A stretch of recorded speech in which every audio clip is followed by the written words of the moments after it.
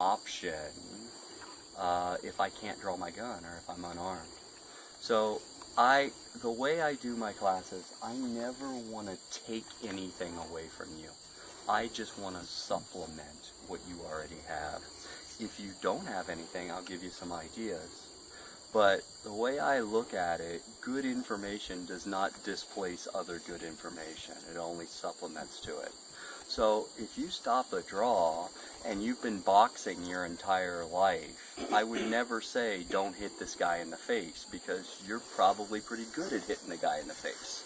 I don't want to take a skill away from you. Likewise, I don't know all of your levels of fighting ability and your skills, so I'm going to teach the simplest and most effective techniques that don't rely on strength or skill. They just are just purely devastating and don't necessarily depend on a person's size, which I think is kind of useful. But with that said, you know, if you want to do something else that you're effective at, I'm fine with that too. So if I don't have my gun and I stop this draw, my favored techniques would be either an eye gouge or a throat rip. I think for most people, gouging an eye is going to be more effective than punching them in the face, for most people. So anything I can get into somebody's eye is likely to work pretty well, but the thing that I like the best is to use my thumb rather than my fingers. There's less chance of jamming it. I like to go thumb to the inside corner of the eye, and I want to stick it in as deeply as I can and move my thumb to my palm, just like scooping outwards. So into the corner of the eye and scoop outwards. What's that going to do?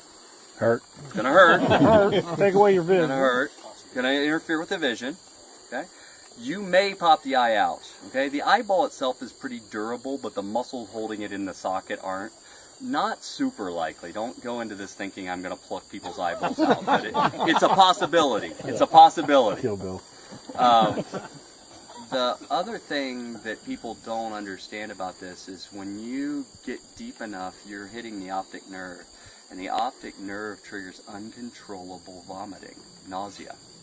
So if the guy can't see, he's in a bunch of pain and he's puking, that's a win for me.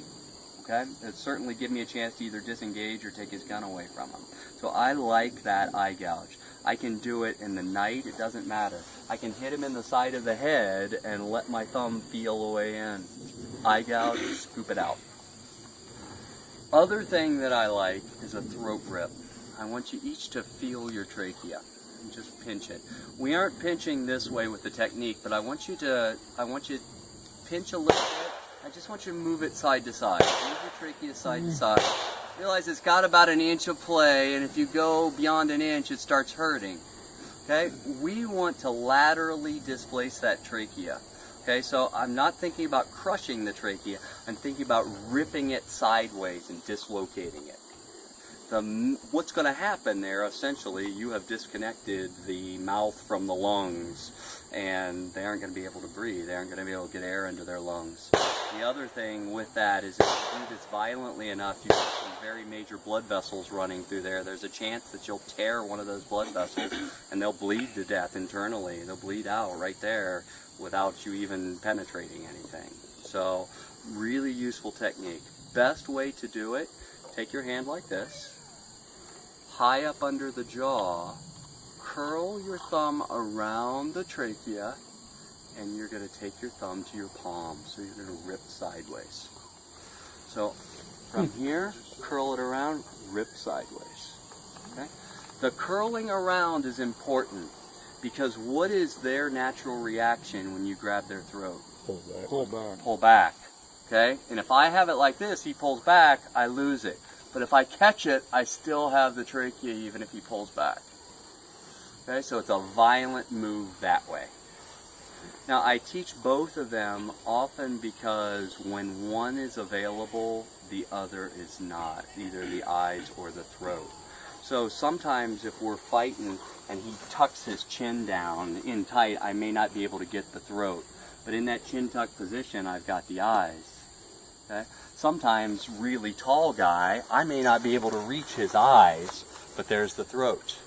So I think both of them are very useful techniques that work in concert with each other. Okay, and probably the most disabling techniques I can teach you in just a couple of minutes. So eye gouge or throat rip. So if I didn't have my gun to draw, I would stop his draw, go right for the throat or the eyes. Some of you might even like that as a way to get to yours. It's faster, you know, especially if I'm carrying concealed. It's going to take me a second and a half, 2 seconds to draw my gun in this fight.